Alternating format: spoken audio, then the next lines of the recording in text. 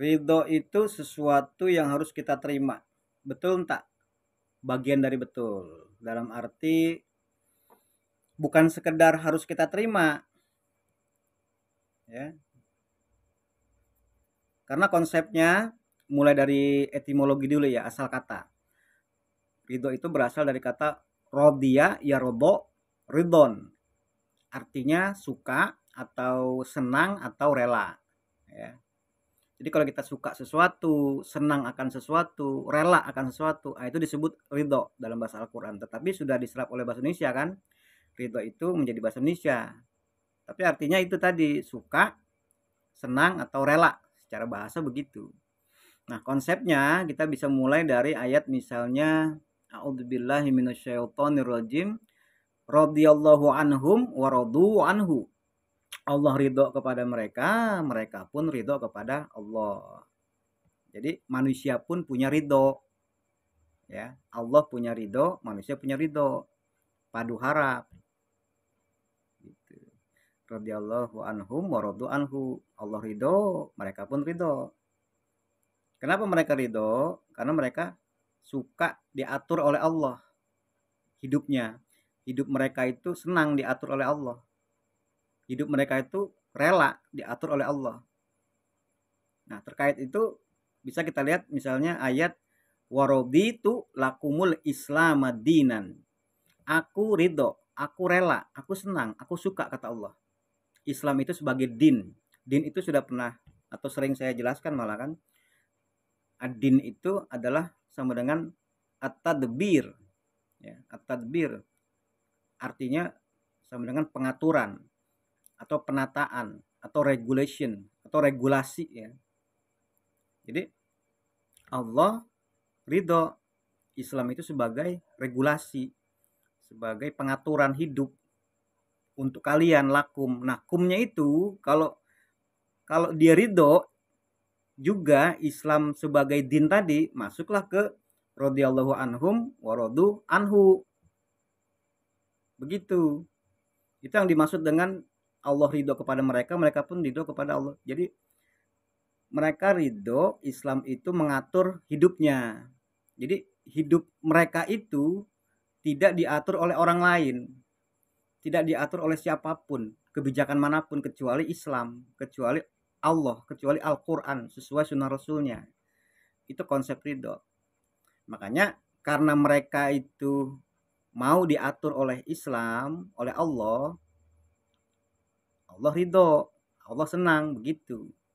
Makanya saya sering menggunakan istilah mengundang. Mengundang. Layaknya kita mengundang orang, orang itu datang ke kita sebagai akibat. Penyebabnya adalah undangan itu. Jadi datangnya orang itu adalah sebagai akibat dari kita memberi undangan atau kita mengundang gitu. Nah, itulah disebut syarat. Undangan itu jadi syarat gitu. Syarat orang lain tuh datang kepada kita. Ini manusia diatur oleh Allah, datanglah Allah dengan ridhonya. Nangkap nggak maksudnya? Jadi ridho Allah itu bukan tujuan manusia, tapi akibat yang datang secara otomatis manakala manusia hidupnya mau diatur, senang diatur, suka diatur oleh Allah gitu. Ridho diatur oleh Allah. Jadi posisi ridho manusia itu dia harus ada syarat. Ya, syaratnya itu tadi. Bisa dikatakan secara umum melaksanakan semua perintah Allah dan menjauhi segala larangannya. Kalau terpenuhi syarat, maka ridho itu akan datang. Bagaimana kita bisa mengenal perintah dan larangan Allah?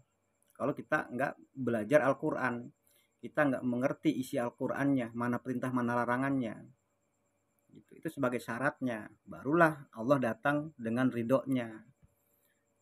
Jadi ridho Allah itu bukan kita menjemput gitu, tapi kita mengundang kalau istilah saya itu.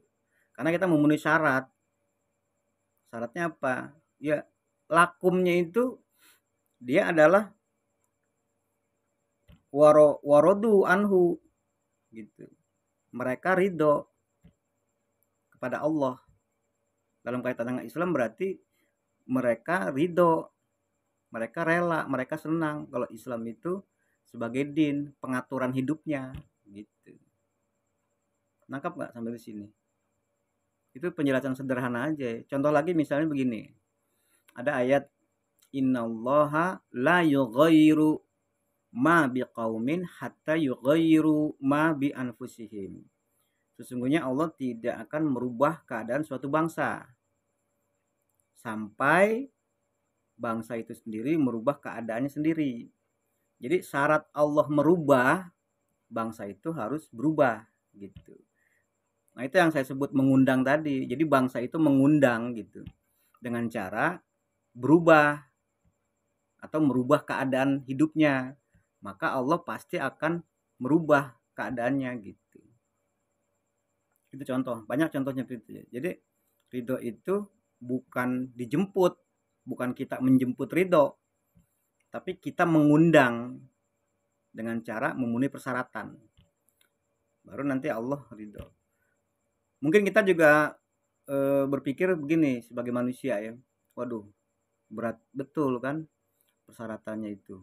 Harus memahami isi Al-Quran, memenuhi perintah, yang mana perintah mana larangan harus kita kenal dalam Al-Quran, seperti itu kan. Kalau kita berpikir seperti itu, tapakkan aja kaki kita di fisabilillah, di jalan Allah, dan proseslah di sana. Semua prosedur ada di sana, syaratnya ada di sana, tempuh itu dengan setepat-tepatnya, sesuai kemampuan kita. Jangan di jalan lain. Sering terjadi sekarang ini, kita berada di jalan lain selain fisabilillah, tapi kita merasa itu benar, padahal itu tidak benar. Kita tempatkanlah diri kita, kehidupan kita di fisabilillah. Kalau nanti kita dalam perhitungan manusia ya, tidak mampu di tengah jalan wafat, meninggal, kata Allah, yutrikul mautu faqad waqa'a ajruhu. Dihitung sebagai nyampe imbalan balasannya itu, jatuh imbalan balasannya. Sama dengan husnul khotimah. Di dunia hasanah wa fil akhirati hasanah. Gitu. Jadi jangan memikirkan hasil, tapi tempuhlah prosesnya. Tuh. Jadi nggak sekedar kita menerima kan berarti begitu kan. Tapi pola berpikir kita ini dirubah.